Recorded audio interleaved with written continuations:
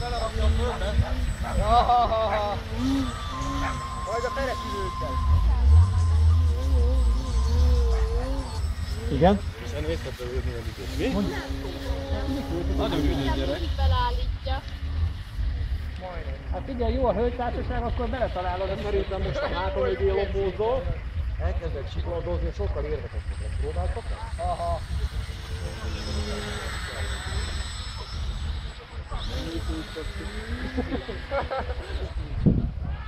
Nem azért mondtam halka, hogy meghalljak te.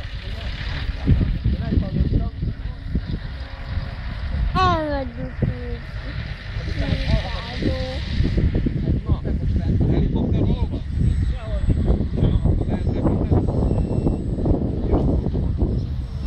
Ja, ez nem tudom.